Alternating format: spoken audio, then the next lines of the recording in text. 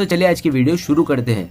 दोस्तों वीडियो शुरू करने से पहले मैं आपको एक बात बता दूं कि आपने अभी तक हमारे इस चैनल को सब्सक्राइब नहीं किया हो तो नीचे पर आपको ग्रीन बटन में सब्सक्राइब करके लिखा रहा होगा, इसके ऊपर क्लिक कर लीजिए और साइड में नोटिफिकेशन बेल भी आएगा, उसको भी क्लिक कर लें ताकि आपको मिल सके हमारे अगले वीडियो की नोटिफिकेशन सबसे पहले और आप कुछ नया नया सीख सके।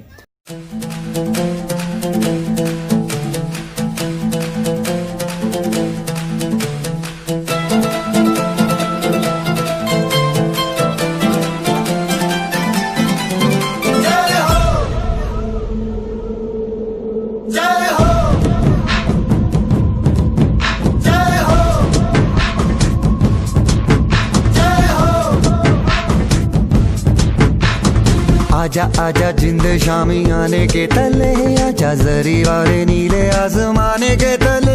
जय हो जय हो।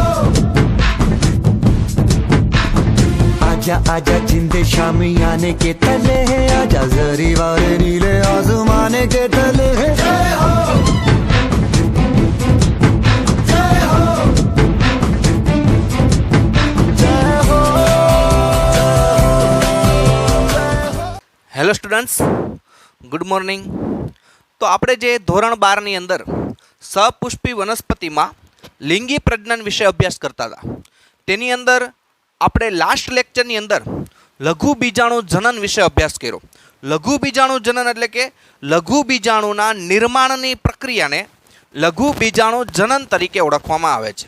અને એની અંદર આપણે જોયું હતું વિદ્યાર્થી મિત્રો કે જે બીજાણુજનક પેશી હતી કે જેની અંદર સમજાત કોષો આવેલા હોય, એટલે કે બીજાણુજનક પેશીની અંદર જે બધા કોષો હોય બધા દ્વિકીય હોય અને આ દ્વિકીય જે કોષો છે એ બધા લઘુ બીજાણુ માતૃકોષ તરીકે ઓળખાતા હતા।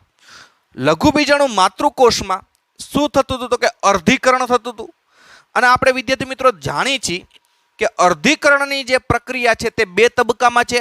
અર્ધીકરણ 1 એટલે એકમાંથી બે કોષ બને જે એકકીય થઈ જાય, અને પછી અર્ધીકરણ 2 બેમાંથી 4 કોષ બને જે 4 એકકીય હોય।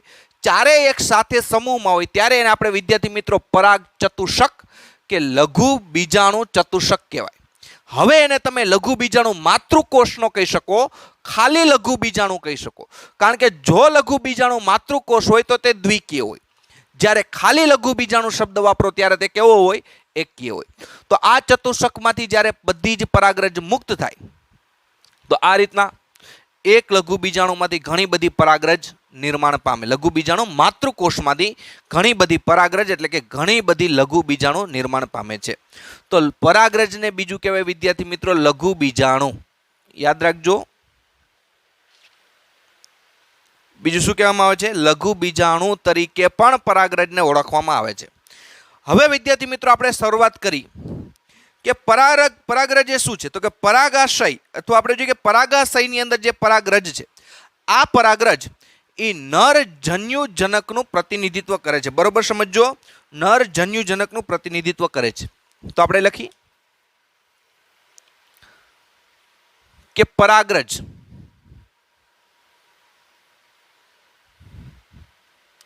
આપણે જોઈએ પરાગરજ તો કે કેનું તો કે નર જન્યુજનકનું પ્રતિનિધિત્વ કરે છે। ખાસ યાદ રાખજો કે પરાગરજ છે નર જન્યુજનકનું પ્રતિનિધિત્વ કરે છે। તો વિદ્યાર્થી મિત્રો બીજું આપણે કહી શકીએ કે પરાગરજને નર જન્યુજનક કહેવાય। નર જન્યુજનક પરાગરજને શું કહેવાય? નર જન્યુજનક કહેવાય, કારણ કે નર જન્યુનું નિર્માણ આ પરાગરજમાં થશે એટલે એને નર જન્યુજનક કહેવાય। વિદ્યાર્થી મિત્રો હું બરોબર જે શબ્દો બોલું છું સમજજો। જો આખે આખો પુકેસર હોય, આખે આખો પુકેસર હોય આ રીતના, જો વિદ્યાર્થી મિત્રો ફરીથી રિપીટ કરું છું, આ આખે આખો પુકેસર હોય, આ પુકેસર, તો આ પુકેસરને કહેવાય નર પ્રજનન અંગ કહેવાય। શું કહેવાય? નર પ્રજનન અંગ। બરોબર યાદ રાખજો, નર પ્રજનન અંગ કહેવાય। આ આખે આખા પુકેસરને જેને આપણે બીજું કહીએ છીએ તમે જાણો જ છો શું કહીએ છીએ તો કે લઘુ બીજાણુ પર્ણ કહીએ છીએ। શું કહીએ છીએ? લઘુ બીજાણુ પર્ણ. આ આખે આખો જ્યારે આ આખે આખા પુકેસરને શું કહેવાય? નર પ્રજનન અંગ કહેવાય. એટલે કે નર છે, આપણે જોઈએ કે વનસ્પતિની અંદર અને ખાસ કરીને જે સપુષ્પી વનસ્પતિ છે એ સપુષ્પી વનસ્પતિની અંદર પ્રજનન કરતું અંગ કયું? તો આપણે પુકેસર લખવું પડે, નર પ્રજનન અંગ. પણ એ પુકેસરમાં શું હોય? તો કે પરાગાશય હોય. એ આપણે જોઈ ગયા પરાગાશયની રચના. પરાગાશય છે તેની અંદર 4 કોણીય રચના હોય, તે પણ આપણે જોઈ ગયા. એમાં લઘુ બીજાણુ ધાન્ય આવ્યું, જેની અંદર શેનું નિર્માણ થાય? લઘુ બીજાણુનું નિર્માણ થાય. એટલે 4 પરાગરજ મુક્ત થાય, 1 લઘુ બીજાણુ માતૃકોષમાંથી. હવે એ પરાગરજમાંથી નરજન્યુ વિકસે. પરાગરજમાંથી શું વિકસે? નરજન્યુ વિકસે. એટલે એને કહેવાય નર. જન્યુનું નિર્માણ કરે છે એટલે જન્યુ, અને જનક. જનક એટલે કે પિતા. જનક એટલે કે પિતા, નિર્માણ કરનાર. નિર્માણ કરનારને શું કહેવાય? જનક. તો પરાગરજમાંથી નરજન્યુ બને છે, એટલા માટે પરાગરજને લઘુ બીજાણુ પણ કહી શકો. પણ કદાચ તમારે નીટમાં એમસીક્યુ પૂછાય કે સપુષ્પી વનસ્પતિ હોય એમાં નર જન્યુ જનક કોણ? તો તમને ઘણી વખત એમ આપી દીધું હોય કે ભાઈ પુકેસર રાખવું. તો પુકેસર નહીં, આપણે શું લખવાનું? પરાગરજ. શું લખવું પડે? પરાગરજ. કારણ કે પરાગરજ છે એમાંથી નરજન્યુ વિકસે. એટલે ધ્યાન રાખજો, એમસીક્યુ પૂછે તો ભૂલ નથી ખાવાની. આપને શું પૂછ્યું છે? આપને એમ પૂછ્યું છે કે નર જન્યુ જનક કોણ છે, કે નરમાં જન્યુનું નિર્માણ કોણ કરે, એવું પૂછ્યું છે. તો આપણે પરાગરજ લખવાની. પણ આપણે એમ પૂછે કે નર પ્રજનનનું આખું અંગ કયું? તો આપણે પુકેસર લખવાનું. એટલે બેમાં ડિફરન્સ સમજાય એટલા માટે તમને સમજાવ્યું છે. તો હવે કયો છે વિદ્યાર્થી મિત્રો? પરાગરજ છે કેનું પ્રતિનિધિત્વ કરે? તો કે નર જન્યુ જનકનું પ્રતિનિધિત્વ કરે છે. એટલે કે નર જન્યુના નિર્માણની પ્રક્રિયા પરાગરજમાંથી થાય છે. કઈ રીતે આપણે હમણાં જોતા જશું. બીજા નંબરમાં વિદ્યાર્થી મિત્રો આપણે જોઈએ, માનો કે તમે કોઈ પણ જાસૂદનું ફૂલ લ્યો અથવા બીજું કોઈ પણ ખુલ્લું પુષ્પ હોય જે ખીલી ગયું હોય, એ ખુલ્લું પુષ્પ હોય એમાં તમે હાથ અડાડશો એટલે તમને પાવડર જેવી રચના કંઈક હાથમાં આવશે. સમજો વિદ્યાર્થી મિત્રો શું બોલું છું? કે માનો કે કોઈ જાસૂદનું ફૂલ લ્યો અથવા તો જાસૂદની જગ્યાએ તમે બીજું કોઈ પુષ્પ લ્યો. હવે કોઈ પણ પુષ્પ લેશો એની અંદર વિદ્યાર્થી મિત્રો તમે જો ખુલ્લું પુષ્પ હોય તો એની અંદર તમે હાથ નાખશો, તમને પાવડર જેવી રચના જોવા મળશે. એ પાવડર જેવી રચના તમને જે જોવા મળે, એ પાવડર જેવી રચના એટલે કે જે પીળાશ પડતો પાવડર હોય, કેવો હોય છે? થોડોક પીળાશ પડતો, પીળાશના રંગ ઉપર હોય છે. તો એ પાવડરને તમે લઈ લો. એ પાવડર જેવી રચના તમારા હાથમાં પાવડર જેવી રચના લાગશે. એ પાવડરને લઈ લો. હવે તમે એને જે સ્લાઇડ હોય સૂક્ષ્મદર્શક, આપણે જોઈએ કે કાચની સ્લાઇડ તમે લેબોરેટરીની અંદર જોઈએ જ હોય, બરાબર? અથવા આપણે ક્યાંય પ્રેક્ટિકલની અંદર પણ જોઈ હોય. તો આપણે જોઈએ કે જે કાચની સ્લાઇડ છે એ કાચની જે સ્લાઇડ છે એ સ્લાઇડ ઉપર તમે પાવડર નાખો અને પછી એનું સૂક્ષ્મદર્શક યંત્ર વડે વિદ્યાર્થી મિત્રો તમે અવલોકન કરશો તો તમને જોઈને ખૂબ એમાંથી આશ્ચર્યચકિત થશો. કારણ કે પરાગરજ છે એનો કોઈ એક આકાર નથી. પરાગરજ છે તે ઘણી આકારની હોય અને કદમાંય નાના મોટી હોય. દરેક પરાગરજ છે તેનું કદ એક સરખું હોય એવું જરૂરી નથી, તેનો આકાર એવો એક સરખો હોય એવું જરૂરી નથી. અને દરેક પરાગરજમાં શું હોય? ભિન્નતા સર્જાતી આપણે જોઈ શકીએ. તો આપણે જોઈએ જેમ કે તેના રંગમાં પણ ભિન્નતા હશે ને તેની સંરચનામાં પણ ભિન્નતા હશે. તમારી બુક્સની અંદર આપેલી જ છે. જેમ કે વિદ્યાર્થી મેં ફરીથી રિપીટ કરું છું, બરાબર સમજો. માનો કે તમારે પરાગરજનો અભ્યાસ કરવો હોય તો તમે શું કરશો કે કોઈ જાસૂદનું ફૂલ લ્યો અથવા બીજા કોઈ ખુલ્લું પુષ્પ હોય, ખીલી ગયું હોય, એ પુષ્પમાં તમે હાથ લાગશો એટલે તમને પાવડર જેવી રચના હાથમાં આવશે. એ પાવડર જેવી રચના પીળાશ પડતો પાવડર હોય.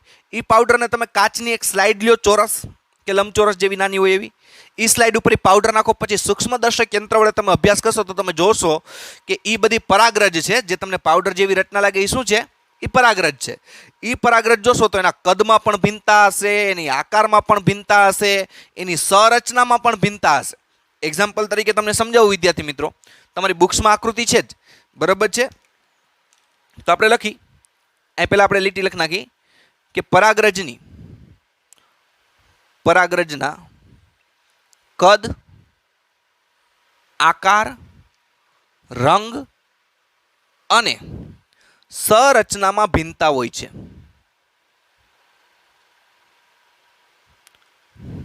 અને સંરચનામાં ભિન્નતા હોય છે કે જે તમે પરાગરજ છે એ દરેકનું કદ નાના મોટું હોય. અમુકનું જેમ કે 10 થી 20 માઇક્રોમીટર વ્યાસ હોય, અમુકનો 25 થી 50 માઇક્રોમીટર વ્યાસ હોય, અમુકનો 30 થી 35 માઇક્રોમીટર વ્યાસ હોય. તો આ રીતના દરેકનું કદ જુદું જુદું હોય, દરેકનો આકાર પણ જુદો હોય. અમુકનો ગોળ આકાર હોય, અમુકનો લંબગોળ આકાર હોય, અમુક કોઈ બીજા આકારની પરાગરજ હોય. તો દરેકના રંગ પણ અલગ અલગ હોય. અમુક પરાગરજ પીળા રંગ જેવી હોય, અમુક પરાગરજ લીલા રંગ જેવી હોય, અમુક પરાગરજ છે લાલ રંગ જેવી હોય. તો આ રીતના રંગ પણ જુદા હોય અને તેની સંરચનામાં પણ ભિન્નતા હોય. સંરચનામાં ભિન્નતા એટલે એક્ઝામ્પલ તરીકે આપી, ખાલી એક એક્ઝામ્પલ તરીકે છે, દાખલા તરીકે. તમારે કંઈ લખવાનું નથી, માત્ર સમજાવવા માટે કરું છું. જો માનો કે અમુક પરાગરજ છે આવી ગોળ હોય, જોઈ શકો ગોળ હોય. અમુક પરાગરજ છે કંઈક આવા આકારની હોય. તો અમુક પરાગરજ છે એ હોય ગોળ, પણ એની ઉપર આવા શું આવેલા હોય, કંટક જેવી રચનાઓ આવેલી હોય. તો આ દરેકની સંરચના જુદી જુદી છે કે નહીં? તો કે હા. તો અમુક જે આપણે જોઈએ કે અમુક પરાગરજ છે એ કંઈક આવા આકારની પણ હોય. તો દરેક પરાગરજ છે એની સંરચના પણ કેવી હોય છે? ભિન્ન હોય છે. દરેક પરાગરજની સંરચના એક સમાન હોતી નથી. ત્યારબાદ વિદ્યાર્થી મિત્રો આપણે બીજી વસ્તુ સમજી કે આ જે પરાગરજ છે એની સામાન્ય માહિતી મેળવી. તો મોટા ભાગે પરાગરજ છે એ ગોળાકાર હોય છે. મોટા ભાગે કહું છું, દર વખતે નથી કહેતો કે મોટા ભાગે પરાગરજ ગોળાકાર હોય છે.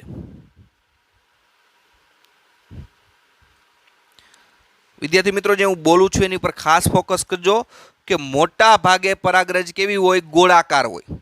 એવું જરૂરી નથી કે બધા વનસ્પતિના પુષ્પોની પરાગરજ ગોળ જ હોય, એવું કોઈ જરૂરી નથી. પણ મોટા ભાગની જે સપુષ્પી વનસ્પતિ છે એ મોટા ભાગની વનસ્પતિની જે પરાગરજ હોય છે મોટા ભાગે તો કેવી હોય છે? તો કે મોટા ભાગે પરાગરજ કેવી હોય છે? આવી ગોળાકાર પરાગરજ જ હોય છે. પણ દર વખતે ગોળ હોય એવું જરૂરી નથી, પણ મોટા ભાગે પરાગરજ કેવી હોય? ગોળાકાર હોય. આ ઉપરાંત વિદ્યાર્થી મિત્રો આપણે પરાગરજનું કદ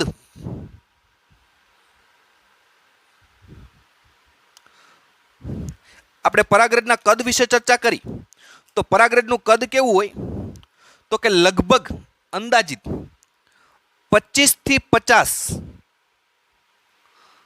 માઇક્રોમીટર વ્યાસ હોય. વ્યાસ એટલે તો ખબર છે ને, આ જે ગોળાકાર માપ છે એને શું કહેવાય? વ્યાસ કહેવાય. તો લગભગ મોટા ભાગની જે પરાગરજ છે એ ગોળાકાર હોય. અને એ ઉપરાંત કે જેનું આ જે પરાગરજ છે એનું કદ કેટલું હોય? તો કે 25 થી 50 માઇક્રોમીટર જેટલો તે શું ધરાવે? વ્યાસ ધરાવે છે. તો હવે વિદ્યાર્થી મિત્રો આપણે જોઈએ કે પરાગરજ છે તે દ્વિસ્તરીય રચના હોય. પરાગરજ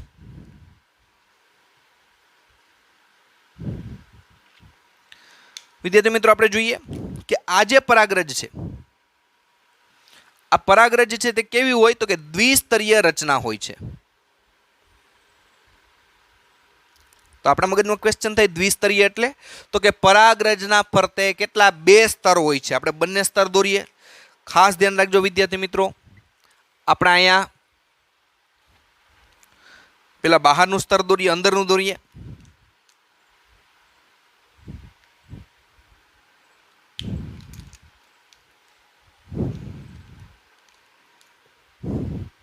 પરાગરજ છે દ્વિસ્તરીય રચના હોય તો આપણે 2 સ્તર દોરીએ.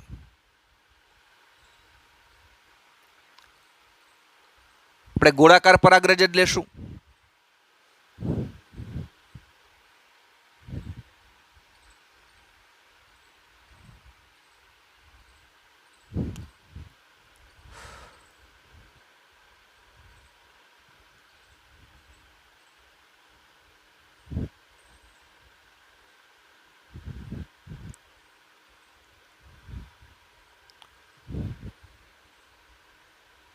આપણે જોઈએ અહીંયા કે આ ઉપરનું સ્તર, અંદરનું સ્તર છે દ્વિસ્તરીય રચના હોય, એટલે કે એક સ્તર. અને આપણે બહારની બાજુ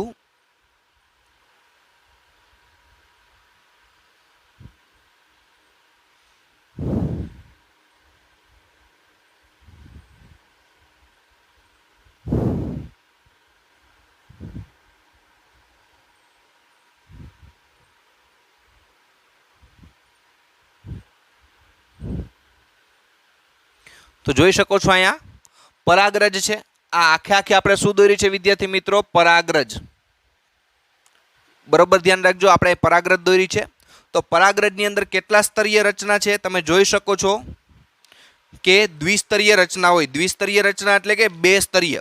તો દ્વિસ્તરીય દિવાલ આવેલી હોય આપણે એમ કહી શકીએ, એક અંદરની દિવાલ બીજું બહારની દિવાલ, દ્વિસ્તરીય દિવાલ હોય છે। હવે આ દ્વિસ્તરીય દિવાલ છે તેમાં આ અંદરનું છે તે ક્યું કહેવાય? અંદર અંત આવરણ અને બહારનું ક્યું કહેવાય? બાહ્ય આવરણ। તો આપણે બંને વિશે લખી કે અંદરનું છે તો આપણે જોઈએ કે આ અંદરનું છે, આ અંત આવરણ, અને આપણે જે આ બહારની બાજુ દોર્યું છે બાહ્ય આવરણ। બાહ્ય આવરણ તો આપણે કહીએ બાહ્ય આવરણ પણ લખી શકો ને બાહ્ય આવરણ પણ લખી શકાય। તો આ રીતને આપણે જોઈ શકીએ છીએ કે જ્યારે કોઈ પરાગરજ હોય એ પરાગરજ છે દ્વિસ્તરીય હોય। દ્વિસ્તરીય દિવાલ એટલે કે તેના ફરતે બે સ્તરીય આવેલી હોય છે।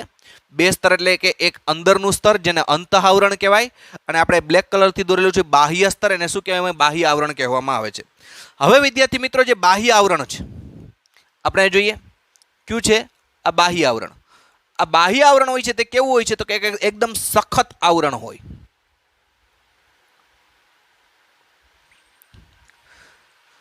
તો વિદ્યાર્થી મિત્રો બાહ્ય આવરણ કેવું હોય છે? સખત આવરણ। તો આપણે લખી દ્વિસ્તરીય આવરણ। દ્વિસ્તરીય દિવાલ ક્યાં ક્યાં? એક બાહ્ય આવરણ અને બીજું અંતઃ આવરણ। હવે વિદ્યાર્થી મિત્રો આપણે જોઈએ કે બાહ્ય આવરણ કેવું હોય છે? તો કે એકદમ સખત આવરણ છે। આપણે લખી કેવું આવરણ છે? સખત આવરણ છે।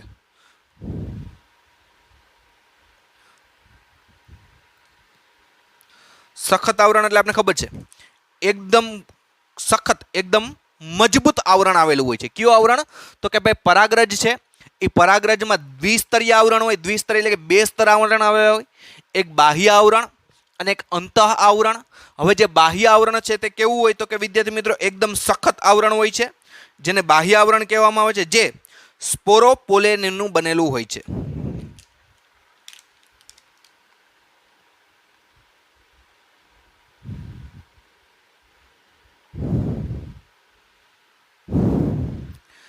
આપણે જોઈએ કે સ્પોરોપોલેનિનનું બનેલું હોય છે। કેનું બનેલું હોય છે? સ્પોરોપોલેનિનનું। બરોબર યાદ રાખજો, સ્પોરોપોલેનિન આપણે યાદ રાખવાનું છે। બાહ્ય આવરણ છે કેવું હોય? સખત આવરણ હોય, અને આ જે બાહ્ય આવરણ સખત આવરણ છે કેનું બનેલું હોય છે? સ્પોરોપોલેનિન। કયા રસાયણનું બનેલું છે? સ્પોરોપોલેનિન નામના રસાયણથી બાહ્ય આવરણ આવેલું હોય છે, જેને કારણે સખત આવરણ હોય છે। ફરીથી રિપીટ કરું છું વિદ્યાર્થી મિત્રો, આપણે મિસ્ટેક ન થવી જોઈએ કે ભાઈ પરાગરજ છે તે દ્વિસ્તરીય દિવાલ ધરાવે, બે દિવાલ ધરાવે। બાહ્ય આવરણ છે તે સખત આવરણ હોય, એકદમ મજબૂત આવરણ હોય, એટલે કે સરળતાથી તૂટી ન શકે એવું આવરણ હોય। અને એ આવરણ એવું હોય કે જે એકદમ સખત હોય છે, એકદમ મજબૂત હોય છે। જે કેનું બનેલું છે? તો કે કયા દ્રવ્યનું? તો કે સ્પોરોપોલેનિનનું બનેલું છે। અને સ્પોરોપોલેનનું બનેલું કયું? તો શું છે સ્પોરોપોલેનિન? કે એક ખૂબ જ પ્રતિરોધક કાર્બનિક દ્રવ્ય તરીકે જાણીતું છે। આ સ્પોરોપોલેનિન શું છે? એક ખૂબ જ પ્રતિરોધક કાર્બનિક દ્રવ્ય તરીકે ઓળખાય છે। તો કેવું છે? પ્રતિરોધક। પ્રતિરોધકનો મતલબ તો ખબર છે ને? પ્રતિરોધક એટલે કઈ રીતે? તો આપણે કહીએ કે જેમ કે ઊંચા તાપમાન અથવા જલદ એસિડ કે બેઝ સામે ટકી રહે છે। પ્રતિરોધક હોય એટલે શું કરે? તો કે ઊંચા તાપમાન એ ઉપરાંત બીજું તો કે જલદ એસિડ અથવા તો આપણે બીજું કહી શકીએ કે બેઝ સામે શું કરે છે? ટકી રહેવામાં મદદ કરે છે। તો આપણે જોઈએ વિદ્યાર્થી મિત્રો કે જે બાહ્ય આવરણ છે, આપણે જોઈએ કે બાહ્ય આવરણ છે તે કેનું બનેલું છે? તો કે સખત આવરણ છે। સ્પોરેલિન જેમ કે સ્પોરોપોલેનિનનું બનેલું છે। અને આ બાહ્ય આવરણ છે તે કેનું બનેલું છે? તો કે એક પ્રકારના કાર્બનિક દ્રવ્ય તરીકે ઓળખાય છે। અને તે પ્રતિરોધક છે કેની સામે રક્ષણ કરે? તો કે ઊંચા તાપમાન સામે પરાગરજને બચાવી રાખે। ખૂબ ઊંચું તાપમાન હોય અહીંયા પરાગરજને શું કરે? બચાવી રાખે। બીજું જલદ એસિડ સામે પણ આ સ્પોરોલિનનું ઉપર સ્તર હોય એટલે એની પરાગરેજનો નાશ કરી શકશે નહીં, અને બેઝ જો કોઈ હોય તો તે પણ સ્પોરોપોલિનનું શું કરી શકે નહીં, નાશ કરી શકે નહીં. તો આપણે જોઈએ કે ભાઈ ખૂબ જ ઊંચું કેવું છે, પ્રતિરોધક છે એટલે કે એક પ્રકારનું કાર્બનિક દ્રવ્ય છે. તો કેની સામે પ્રતિરોધકતા દર્શાવે કે ઊંચું તાપમાન હોય, જલદ એસિડ હોય અથવા બેઝ સામે તે ટકી રહેવામાં શું કરે છે, મદદરૂપ થતું જોવા મળે છે. તો વિદ્યાર્થી મિત્રો આપણે જોઈએ અહીંયા કે ત્યારબાદ આપણે ચર્ચા કરી કે જે એ ઉત્સેચકો પણ આ સ્પોરોલિનનું અવનત કરી શકતા નથી. કોણ? ઉત્સેચકો આપણે આગળ 11માં શીખી જ ગયા છીએ કેને કહેવાય, તો ઉત્સેચકો પણ તે આવરણને તોડી શકતા નથી. તો આપણે જોઈએ ઉત્સેચકો પણ સ્પોરોપોલેનિનના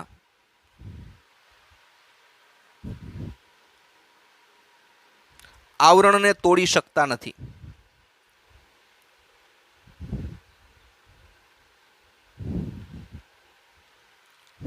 વિદ્યાર્થી મિત્રો કે ઉત્સેચકો પણ આ સ્પોરેપોલેનિનનું જે આવરણ છે તેને તોડવા માટે સક્ષમ હોતા નથી. એટલે ઉત્સેચકો પણ આ સ્પોરોપોલેનિનના આવરણનો અંત કરી શકતા નથી. તો વિદ્યાર્થી મિત્રો આપણે જોઈએ કે જ્યાં પરાગરજના આપણે સમજી પરાગરજના જે આ બાહ્ય આવરણ છે એ બાહ્ય આવરણમાં જ્યાં પણ સ્પોરેપોલેનિન ગેરહાજર હોય ત્યાં શું બની જાય છે તો કે એક છિદ્ર જોવા મળે જેને જનન છિદ્ર કહેવાય. તો આપણે જોઈએ કે આ આખી પરાગરજ છે, આ તેનું કેવું આવરણ છે તો કે બાહ્ય આવરણ છે. હવે આ બાહ્ય આવરણમાં કયું કાર્બનિક દ્રવ્ય જ્યાં ગેરહાજર હશે, આ આખું બાહ્ય આવરણ છે. હવે જ્યાં ગેરહાજર હશે એટલે કે કેની ગેરહાજરી હશે, સ્પોરોપોલેનિન નામના કાર્બનિક દ્રવ્યની ગેરહાજરી છે. તો આપણે દોરી, માનો કે અહીંયા ગેરહાજરી છે, આટલા ભાગમાં અહીંયા ગેરહાજરી છે, અથવા એમ કે અહીંયા ગેરહાજરી છે. જ્યાં પણ બાહ્ય આવરણમાં જે જગ્યાએ કેની ગેરહાજરી હશે, સ્પોરોપોલેનિન નામના જે કાર્બનિક દ્રવ્ય છે એની ગેરહાજરી હશે, ત્યાં એક છિદ્ર બનશે. અને આ જે છિદ્ર બન્યું આ છિદ્રને કહેવાય છે જનન છિદ્ર. બરાબર છે? આપણે જોઈએ કે આને શું કહેવામાં આવે છે, જનન છિદ્ર. તો વિદ્યાર્થી મિત્રો આપણે બીજી એક લાઇનિંગ લખીએ. અહીંયા શું લખવાનું છે કે જ્યાં સ્પોરોપોલેનિનની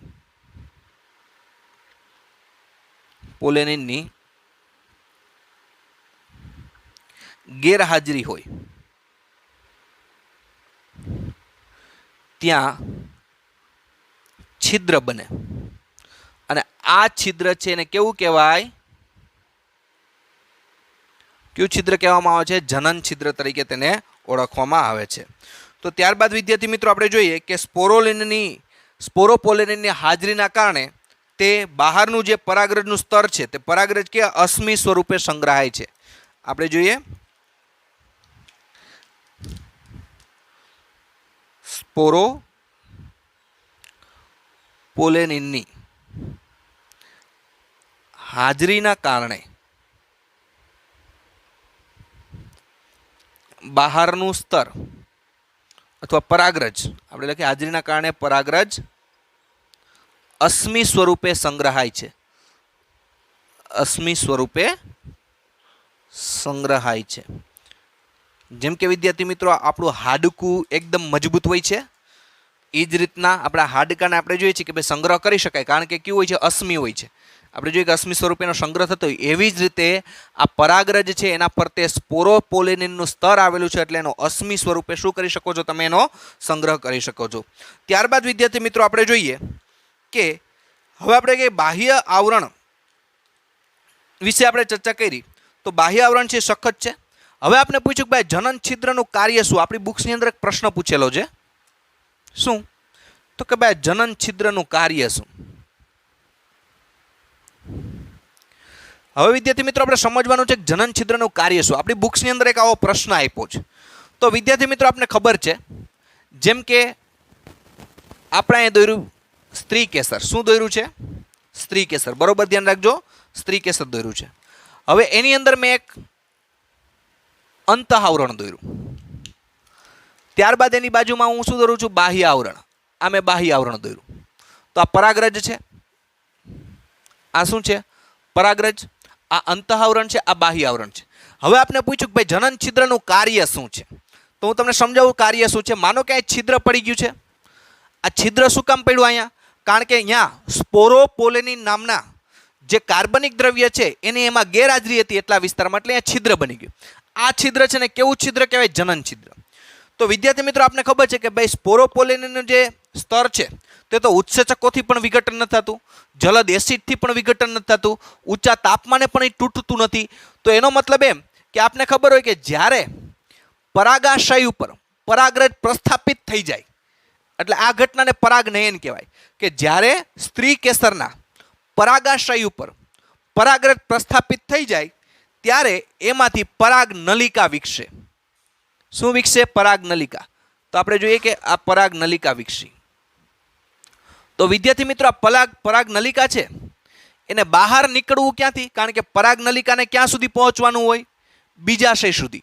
તો જો અહીંયા સ્પોરોપોલિનનું સ્તર હોય તો આ પરાગ નલિકા બહાર નીકળી શકે નહીં, અને બહાર નીકળી ન શકે તો આમાં જે નરજન્યુ બનશે એ નરજન્યુ છે અહીંયા બીજાશયમાં આવેલા માદાજન્યુ સુધી પહોંચી શકશે નહીં.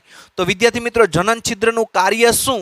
તો કે જનન છિદ્રનું કાર્ય છે કે જેની મદદથી જે પરાગ નલિકા વિકસે છે પરાગરજમાંથી એ પરાગ નલિકા બહાર વિકસી શકે, તો બહાર આવી શકે એનું કાર્ય છે.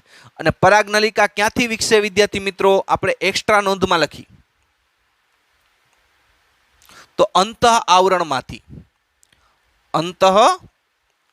આવરણમાંથી પરાગ નલિકા વિકસે છે. પરાગ નલિકા વિકસે છે. જેમ કે વિદ્યાર્થી મિત્રો અહીંયા પણ તમને બતાવું, ધારો કે આ અંતઃ આવરણ છે લીલા કલરનું, તો આ અંતઃ આવરણમાંથી પરાગ નલિકા વિકસે. આ આપણે એક્સ્ટ્રા નોંધમાં લખી લેવાનું કે અંતઃ આવરણમાંથી પરાગ નલિકા વિકસે. પરાગ નલિકા ક્યાંથી બહાર નીકળે? તો કે જે જનન છિદ્ર હોય જનન છિદ્ર મારફતે બહાર નીકળે છે. તો વિદ્યાર્થી મિત્રો આ આપણે એક બુક્સની અંદર પ્રશ્ન આવ્યો છે એની વાત કરી દીધી. હવે આપણે થોડીક અંતઃ આવરણની વાત કરી. તો અંતઃ આવરણ છે એમાં ખાલી એક જ લીટી આપણે જોવાની કે અંતઃ આવરણ કેનું બનેલું છે? જેમ બાહ્ય આવરણ કેનું બનેલું છે? તો કે ભાઈ સ્પોરોપોલેનિનનું બનેલું છે. એમ અંતઃ આવરણ કેનું બન્યું? તો કે સેલ્યુલોઝ અને બીજી કેનું હોય છે? પેક્ટિનનું બનેલું હોય છે. સેલ્યુલોઝ અને પેક્ટિનનું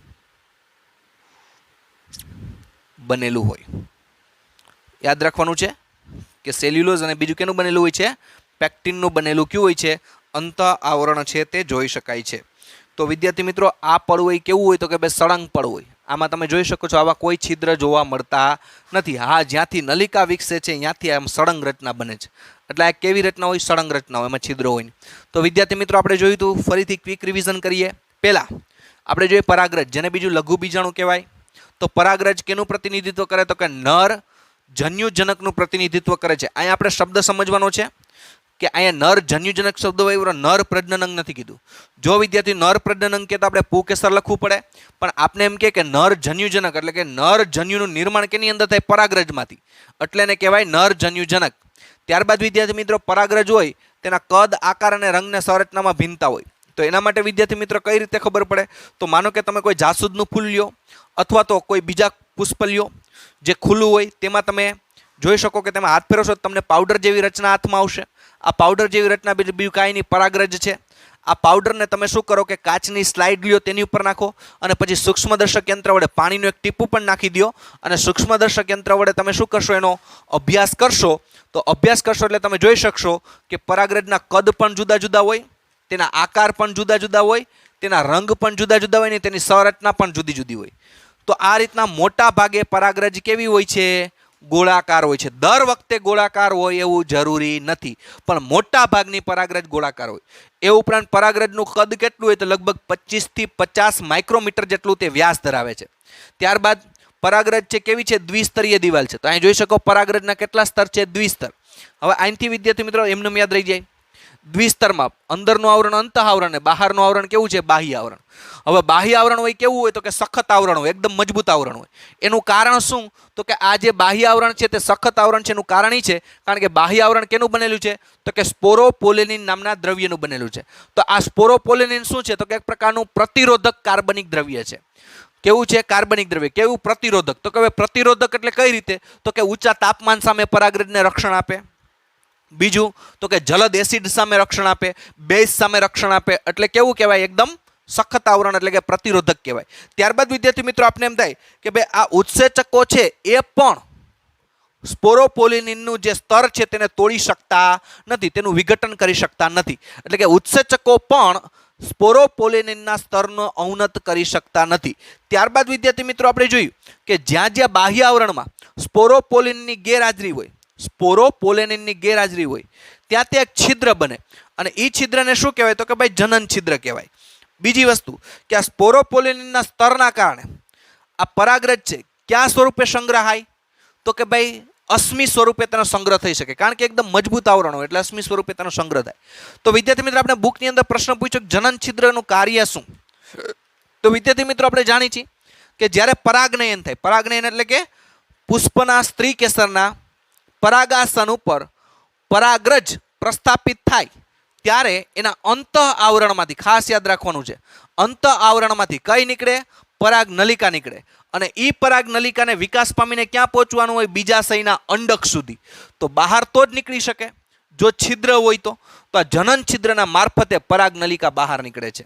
તો વિદ્યાર્થી મિત્રો આપણે છેલ્લું જોયું કે ભાઈ અંત આવરણ છે, તો અંત આવરણ કેનું બનેલું હોય? તો કે ભાઈ સેલ્યુલોઝ અને પેક્ટિનનું બનેલું હોય છે. આ વાત થઈ પરાગરજની. હવે આપણે જોશું કે ભાઈ નરજન્યુનું નિર્માણ કઈ રીતે થાય, એટલે કે નરજન્યુ વિકાસ. આમાંથી પરાગરજમાંથી નરજન્યુ કઈ રીતે બને તેનો અભ્યાસ કરવાનો છે. અહીં સુધી રાખી. ઓકે વિદ્યાર્થી મિત્રો, થેન્ક યુ.